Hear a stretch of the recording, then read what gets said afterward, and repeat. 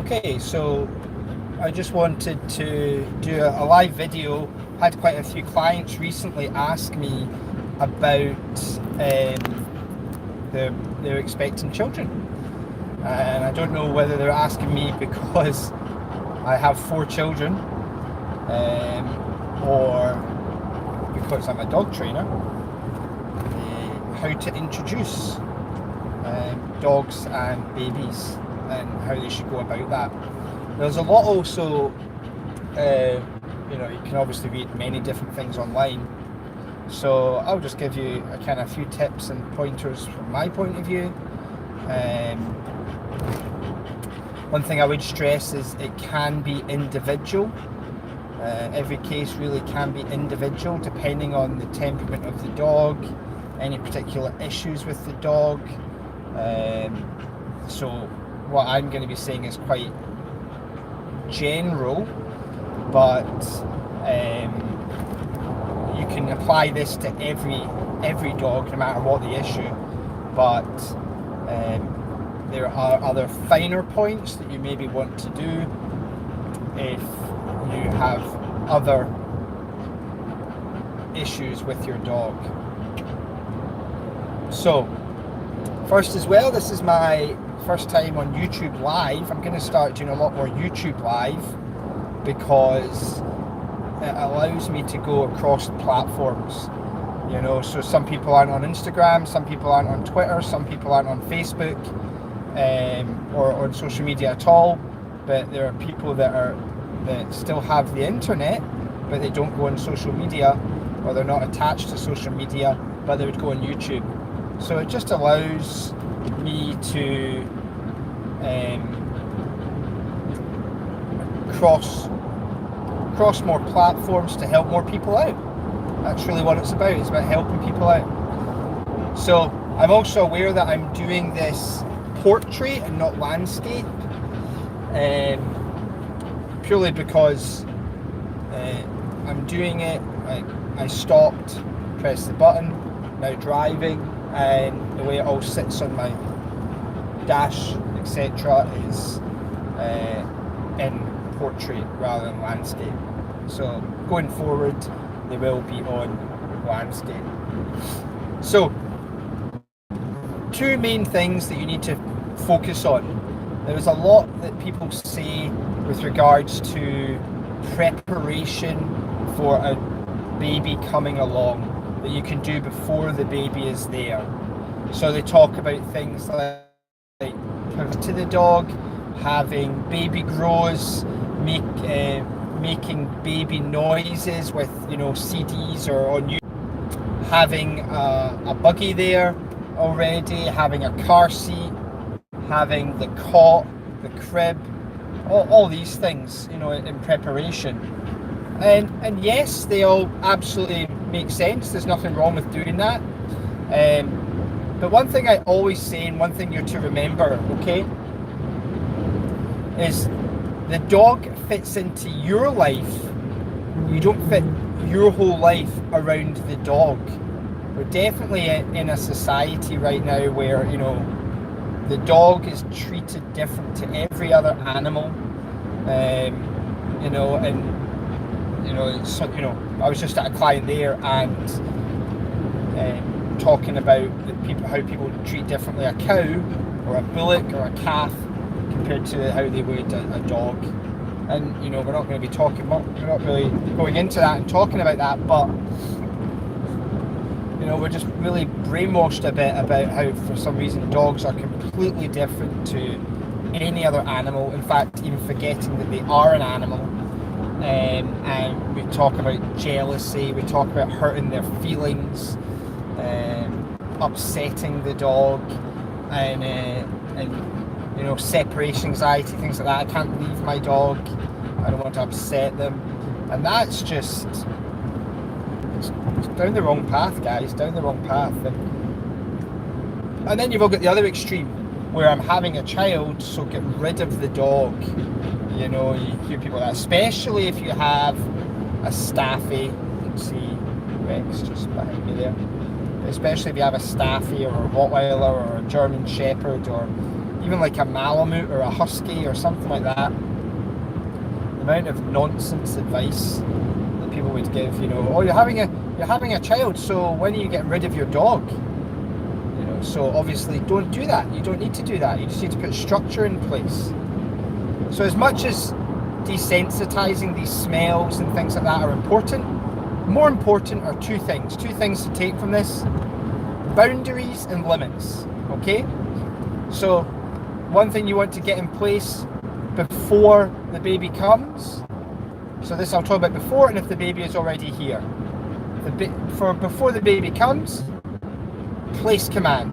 Teaching place command in your home, teaching the dog to learn to give you space and be respectful.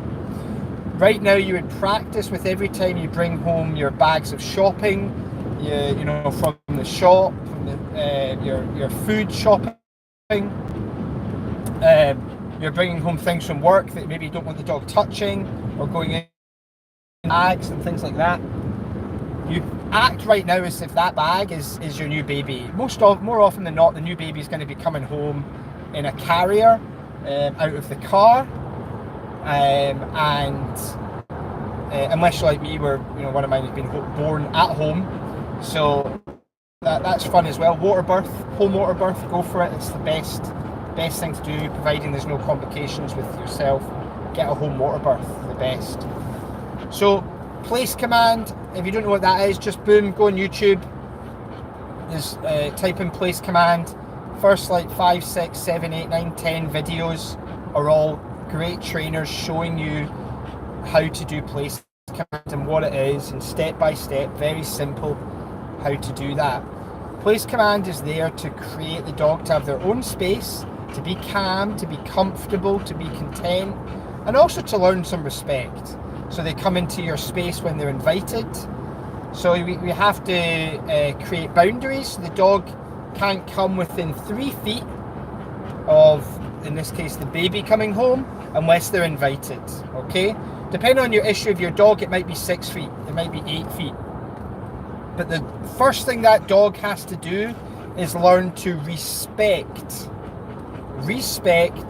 that new thing that has came into this house, that strange noise, smell, the thing that you're constantly fussing over. But if your dog is a jealousy dog already, that when, I don't know, you and your partner cuddle, or you say hi to somebody and you're talking to him and your dog gets in the way, nudges in, pay attention to me, barks. So you need to nip that in the bud right now. You absolutely have to correct that behaviour, along with follow through, which would be putting the dog on place command. Alright, that's really what you have to do. Correct the behaviour if they're trying to come in your space uninvited, followed through with, remember, I've spent 5,000 repetitions here teaching you place, back on your place. Do not feel bad for the dog that they are not the centre of attention.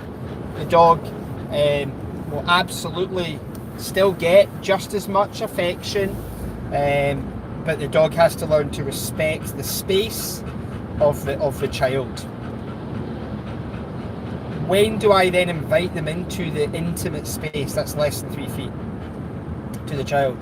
Well, it's different for scenarios. Sometimes never. So I've got people coming in the house, and the health visitor, for example, coming in, that dog can just stay on place the whole time. That dog doesn't need to be part of it. The dog is part of that. That dog doesn't need to be right up there in the middle of everything. This is not about the dog, it's about the baby. If you are concerned or don't trust the dog in some way, maybe because there's issues, then the dog will have to spend more time on place, or more time out with that 3 feet. Makes things very, very safe. The dog does not need to be locked away for that. In fact, I encourage that the dog shouldn't be locked away. The dog should absolutely be part of things, but psychologically you should be able to control that dog. So there should be an invisible cage, if you like. Nothing wrong with a cage, but you should be able to have place. So boundary is one. Second is limit. The dog has to be calm, which is using their nose in calm, before they can get in intimate space of the child. Okay? But that doesn't mean the dog can smell hundreds of feet away. It does not need to be sniffing the dog's face, the child's face. It does not be sniffing their hair, right in the car seat. Doesn't need to be any of that, okay? Dog has to learn to respect. So that's the main thing that I would focus on, is boundaries and limits, making sure that you've got space and calm. If you have those two things, nothing can go wrong.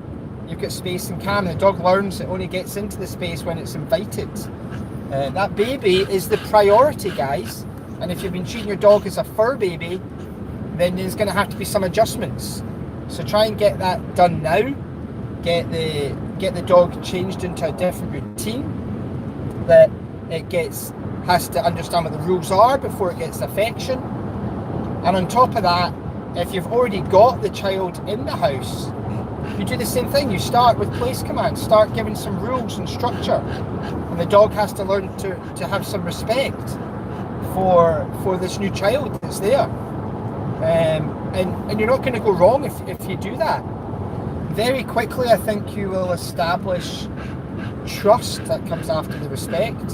So the dog starts to listen to your rules, and you learn to trust the dog more in certain situations.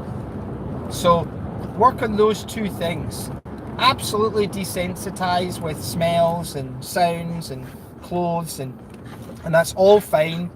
But if you do all that but have no structure in your home, then it's pointless and very dangerous. Or potentially dangerous. And not even to do with badness. The dog doesn't necessarily have any issues with children or babies or anything like that. But they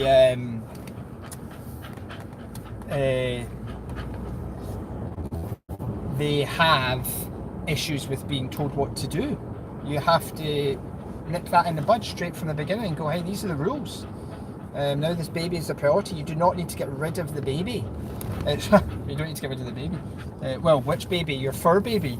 You don't need to get rid of your dog. You just need to add structure. That's real affection.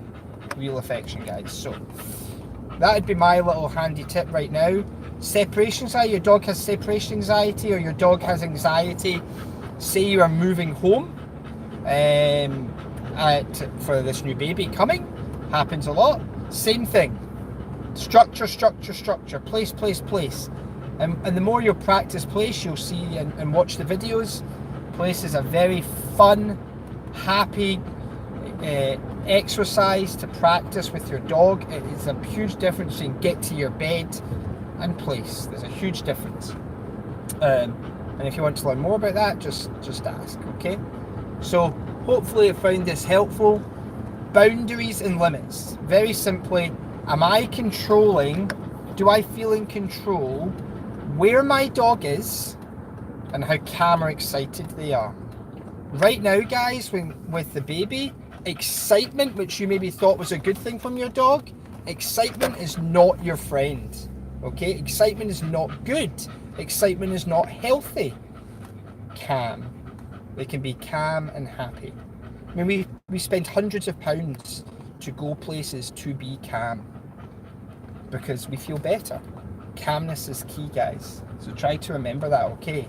What I constantly am teaching people every day, going to see somebody right now, calm is going to get you what you want, not excitement, calm. And you're not competing with being the best thing in the room. It's about saying, this is what the rules are. I am if you want, the fur parent first who loves you, not just, you have to be the parent and the friend. You don't just be the friend, or else you're going to have lots of problems. That'll be with your child as well. But I'm here to talk about your dogs, but we do the same with the dogs. So there has to be boundaries and limits. Focus on that, and you won't go wrong. Have the dog learn to respect that. And it's okay if the dog is not within, if you're feeding the baby, dog is certainly not within 3 feet of you. Ideally, if you've taught them place, you can just put your people coming in, everything back to place. And then you'll certainly loosen it up a bit and relax a bit more when the trust is there, and when the dog really knows, now I know what the rules are. I only come into your space when I'm invited and I'm calm. Boom. It's everything very, very safe.